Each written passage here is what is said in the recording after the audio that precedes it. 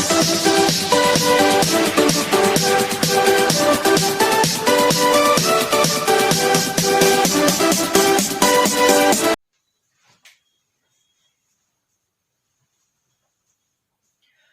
Students, my self Sanjay माता। और आज की क्लास में हम 11th का जो सबसे पहला चैप्टर है some basic concepts of chemistry, उसका एक टॉपिक उठाएंगे जिसका नाम है मैटर। मैटर मैटर यानी कि पदार्थ।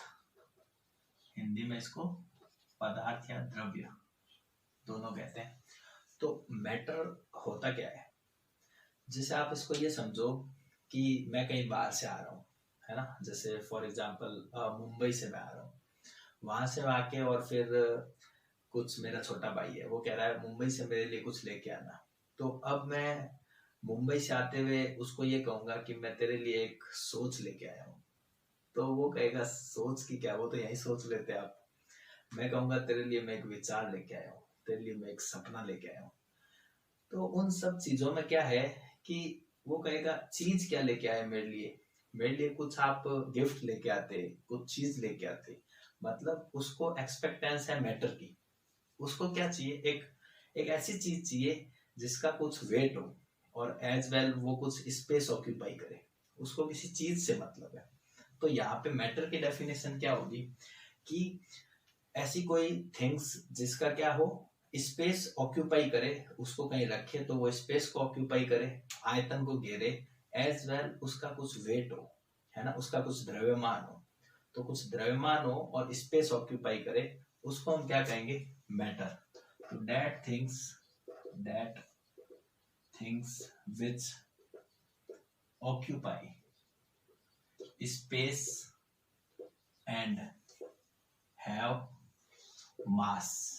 कुछ क्या हो, मास हो, उसको हम क्या कहेंगे? Called matter. हिंदी में इसको क्या कहेंगे कि ऐसी वस्तुएं जिनका क्या हो, कुछ आयतन घेरती हो और उनका कुछ द्रव्यमान हो, उसको हम क्या कहेंगे? मैटर कहेंगे। अब पूरे यूनिवर्स में, ब्रह्मांड में दो ही चीजें होती है। जैसे अभी लाइट है, लाइट अभी जल रही है, तो इस लाइट को जलाने के ऊपर मेरे ऊपर कोई मास नहीं आ रहा, न ही ये स्पेस ऑक्यूपाई कर रहा है। ऐसा नहीं है कि अगर अगर रूम में अंधेरा है तो कुछ ज्यादा इसमें कुर्सियां आ जाएगी, और रूम अगर अंधेरा नहीं है, लाइट जला दी तो कुछ स्पेस लाइट ऑक्यूपाई कर लेगा, ऐसा तो नहीं होगा। तो क्या होता है, सिर्फ यूनिवर्स में दो ही थिंग्स होती है। एक होता है मैटर और दूसरी होती है एनर्जी। अगर स्पेस ऑक्यूपाई नहीं कर रही है और साथ में अगर वो उसका मास भी नहीं है, लेकिन वो कुछ काम आ रही है हमारे, तो वो होगी एनर्जी। तो एक मैटर होता है, एक एनर्जी। एनर्जी हम फिजिक्स में बहुत ज्यादा पढ़ेंगे, यहाँ हम मैटर के बारे में बात करते हैं। तो फिर मैटर होता है, वो टू टाइप्स का होता है। मैटर जो होगा, एक होगा फिजिकल प्रॉपर्टी मेटल की, फिजिकल, और दूसरी जो प्रॉपर्टी होगी वो होगी केमिकल। यानी एक होता है भौतिक भौतिक गुण मेटल के, और दूसरे होंगे रासायनिक। तो जो भौतिक गुण होते हैं वो हमें पता है कि भौतिक गुण धर्म छोटी क्लासेस में हमने पढ़ा है। क्या होता है भौतिक गुण धर्म? कि जिसमें कोई नया प्रोडक्ट नहीं बनता, है ना, वही रिपीट होते रहते हैं। जैसे क्वथनांक, गलनांक। अब मुझे बताओ गलनांक किसका होगा? नाम से पता चल रहा है गलनांक, गलेगा वो। तो गलेगा कौन? ठोस गलेगा, द्रव नहीं गलेगा। उबलेगा, बॉइलिंग पॉइंट किसका होगा? बॉइल होना। तो बॉइल ठोस नहीं होगा, बॉइल होगा द्रव, लिक्विड। तो भौतिक अवस्थाएं जो होती है वो उसके आधार पर मैटर तीन भागों में डिवाइड होता है। एक होता है ठोस यानी कि सॉलिड, एक होता है द्रव यानी कि लिक्विड, और एक होता है गैस यानी कि गैस। तीन तरीके के मैटर होते हैं, ठोस, द्रव और gas. Solid, liquid, gas. Temperature के आधार पे होता है ये। अगर टेम्परेचर ठोस का बढ़ा दिया जाए तो वो द्रव में चेंज हो जाता है, और बढ़ा दिया जाए तो वो गैस में चेंज हो जाता है। एक्सेप्शंस भी है इधर, सब्लिमेशन प्रोसेस भी होता है। अगला केमिकल।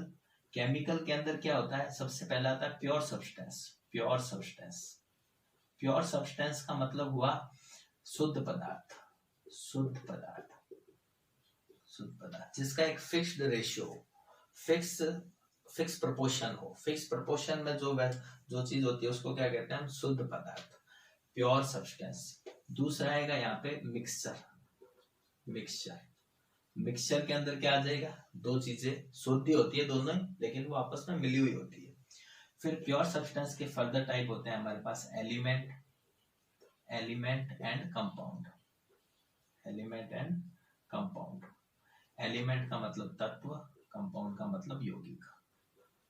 तो एलिमेंट का क्या मीनिंग है यहाँ पे कि सबसे smallest particle which are not further divided, छोटे से छोटा भाग जिसको हम आगे बांटा नहीं जा सकता, वो होते हैं एलिमेंट्स। कंपाउंड, दो या दो से ज्यादा एलिमेंट मिलके कंपाउंड बनाते हैं, यौगिक बनाते हैं। फिर एलिमेंट के भी पार्ट होते हैं, एक होता है मेटल, एक होता है नॉन मेटल, और एक होता है मेटलॉइड। मतलब धातु होता है, एक होता है अधातु और एक होता है उपधातु। ये सब एलिमेंट्स हैं। पीरियोडिक टेबल में होता है धातु, सारे मेटल्स किनको कहते हैं, जो साइनिंग करते हैं, डक्टिलिटी होती है जिसमें।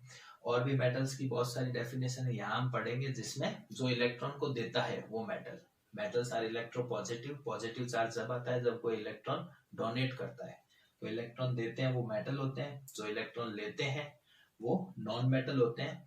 और मेटलॉइड के अंदर क्या होता है कि इनमें दोनों की प्रॉपर्टी होती है, जैसे इलेक्ट्रिसिटी कंडक्टिविटी भी हो रही है लेकिन वो साइनिंग नहीं देता। कुछ जन है जिसमें इलेक्ट्रिसिटी कंडक्टिविटी नहीं हो रही है बट वो साइन कर रहा है, तो ऐसे वो उसको कहेंगे उपधातु। कुछ प्रॉपर्टी मेटल की भी होती है, कुछ नॉन मेटल की भी होती है।